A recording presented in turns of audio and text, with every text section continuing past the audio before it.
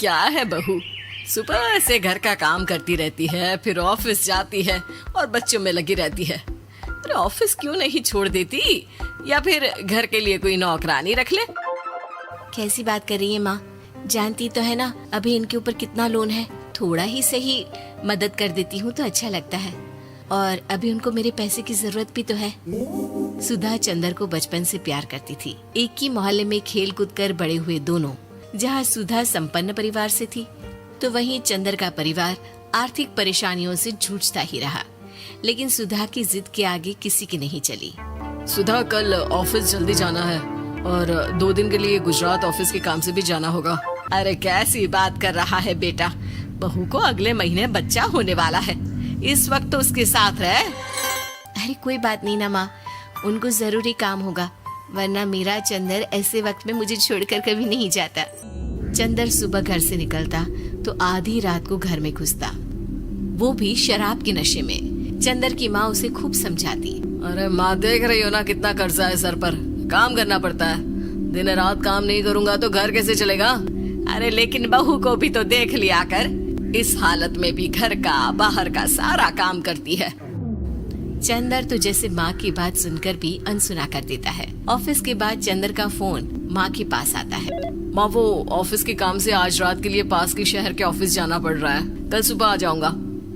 सुधा रात को कमरे में सो रही होती है कि उसके पेट में दर्द होता है। सुधा चंदर को वीडियो कॉल करती है। इनको फोन कर लो, शायद कुछ आराम मिले। लेकिन 10 बार फोन करने पर भी वो सुधा का फोन नहीं उठाता। ऑफिस के काम से गए हैं, हो सकता है बिजी हो। कितनी मेहनत कर रहे हैं हम लोगों के लिए। सुधा सो तो जाती है, लेकिन अकेले उसे कमरे में डर लगता है। अगले रोज चंदर घर आता है, जहाँ सुधा ऑफिस जाने के लिए तैयार हो रही थी। तुम आज भी ऑफिस जाओगे? कल रात भर तो ड्यूटी की है, थक जाओगे, छुट्टी ले लो ना। अरे नहीं नहीं, कैसी बात कर रही हो, ये तो पॉसिबल ही नहीं है। अच्छा रुको, मैं जल्दी से तुम्हारा खाना और नाश्ता बना देती हूँ। बेचारी सुधा ऑफिस जाना छोड़कर लग जाती है पति के लिए खाना बनाने, उसके कपड़े प्रेस करने और जरूरत का सामान मुहैया कराने के लिए। हो सके तो रात की ड्यूटी मत लिया करो ना, मुझे बहुत डर लगता है। अरे यार क्या है, तुम तो ऐसे बिहेव कर रही हो कि तुम ही अकेली हो जिसे बच्चा होने वाला है। इतने लोगों के पति जो काम के सिलसिले में बाहर होते हैं, उनका क्या। सुधा को चंदर के मुंह से ये बातें अजीब लगती है। अरे हुआ क्या है तुमको? पहले तो तुम मेरा कितना ख्याल रखते थे, मेरे पास रहते थे, मेरी दवा से लेकर खाने पीने तक का सारा ख्याल। और अब इस बार तो तुम एक दफा भी मेरे साथ डॉक्टर के पास नहीं आए, क्यों? अरे पागल हो गई हो क्या? पागल वाली बात कर रही हो। काम धंधा देखो या फिर तुम्हें लेकर टहलता फिरूं। और मुझे शुक्रवार की रात को काम से निकलना है, सोमवार आऊंगा। सुधा को समझ में नहीं आता कि क्यों अचानक से चंदर को फील्ड का काम मिल गया है। लेकिन एक दिन, सुधा, मैं और चंदर जरा एक रिश्तेदार के घर जा रहे हैं, तुम भी तैयार हो जाओ, घर में अकेली कैसी रहोगी। अरे नहीं नहीं, इस हालत में इसे लेकर जाना ठीक नहीं है। अरे लेकिन मैं ऑफिस भी तो जाती हूँ, फिर घर में अकेले। चंदर उसकी कोई बात नहीं सुनता। वो सीधा कार निकाल कर माँ को लेकर चला जाता है। सुधा घर के काम में लग जाती है कि अचानक उसकी नजर चंदर के बैग पर पड़ती है, जिसमें एक कागज दिखाई देता है। इनकी कागज भी ना इधर उधर फैले होते हैं, एक भी खो जाएगा तो बवाल करेंगे।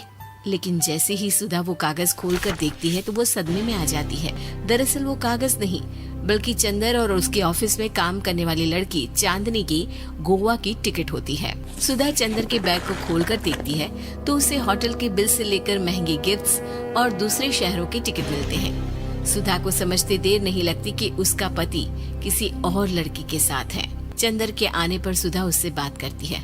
अरे नहीं नहीं, ऐसा कुछ नहीं है, तुमको गलत फहमी हो गई है।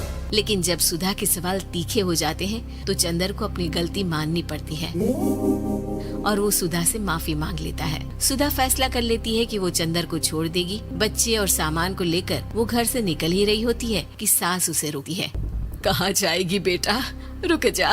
चंदर को सुधा का जाना खल नहीं रहा था।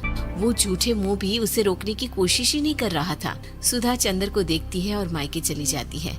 मायके में माँ कहती है, अरे आज से कैसे घर छोड़कर आ गई? कौन सा चंदर तुझे छोड़ रहा था? माफी तो मांग ली थी ना।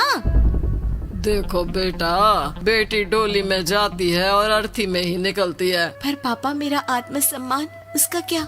आपने मुझे पढ़ाया लिखाया है, इस लायक बनाया कि मैं खुद का खर्चा उठा सकूं, बेटी को पढ़ा सकूं, एक अच्छा जीवन पाऊं।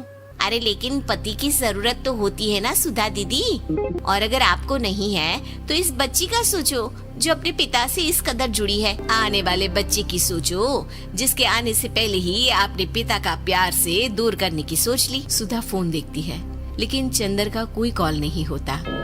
वो समझ नहीं पाती कि अपने आत्म सम्मान के बारे में सोचे या बच्चों के बारे में। मम्मी, हम नाना नानी के घर से दादी और पापा के पास कब जाएंगे?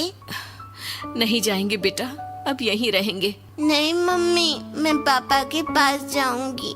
मुझे दादी के साथ रहना है। और मेरे साथ? हाँ, आपके साथ भी तो, सबके साथ माँ। देखो सुधा दीदी, आपके सर पर पिता का साया होना जरूरी होता है। अपने घमंड के लिए पिता और बेटी को अलग मत करो। सुधा अब सामान उठाकर अपने ससुराल जाने लगती है, लेकिन मन में सवाल रह जाता है कि जिसे दुनिया घमंड समझ रही है वो उसका आत्मसम्मान था। चंदन ने माफी जरूर मांग ली, लेकिन कभी ये एहसास नहीं दिलाया कि वो सिर्फ उसी का है।